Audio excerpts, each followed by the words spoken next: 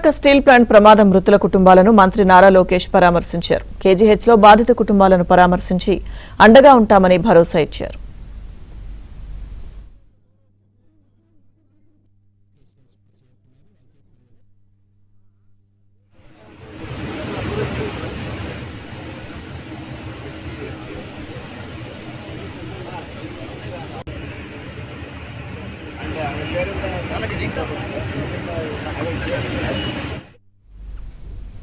Steel ప్లాంట్లో జరిగిన భారీ ప్రమాదం పలు కుటుంబాల్లో తీవ్ర విషాదాన్ని నింపింది.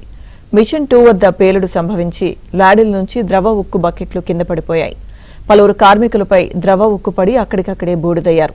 ప్రమాదంలో 8 మంది కార్మికులు మృతి చెందారు. మృతదేహాలు పూర్తిగా కాలిపోయి గుర్తుపట్టలేని విధంగా మారాయి. మృతదేహాలను పోస్టుమార్టం కోసం కేజీహెచ్కు తరలించారు.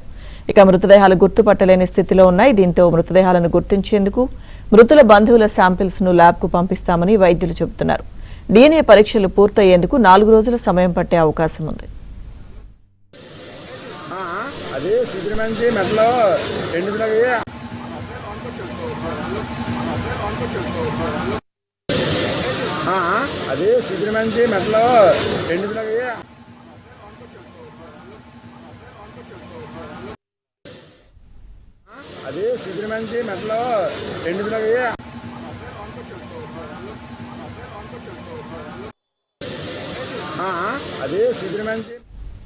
విశాఖ స్టీల్ ప్లాంట్ ప్రమాద మృతుల కుటుంబాలను మంత్రి నారా లోకేష్ పరామర్శించారు. కేజీహెచ్లో బాధిత కుటుంబాలను పరామర్శించి అండగా ఉంటామని భరోసా ఇచ్చారు.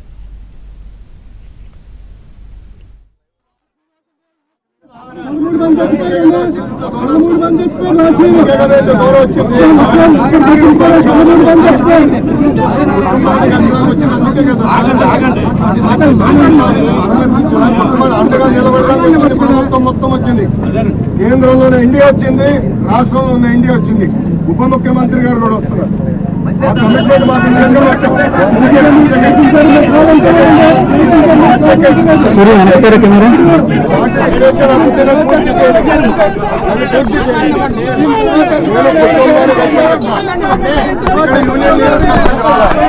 కుటుంబానికి వచ్చా చూడండి. రాజకీయం చేస్తున్నారు, రాజకీయం కుటుంబాన్ని మారింది. ఇట్లా మీరు వచ్చి ఇక్కడ రాజకీయం చేయాలంటే బయటికి వెళ్ళొచ్చు.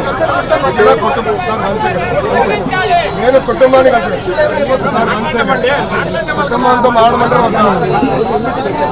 Right as the representative of India here నాకు అర్హత ఉంది.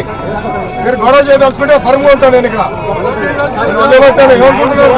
కుటుంబాన్ని మాడుతుంటే మీరు అడ్డు వస్తే సార్ అది సెపరేట్ గా మాడదాం సార్. మీరు అక్కడ పని చేయట్లేదు. మీ కుటుంబంలో ఎవరు చనిపోయారు?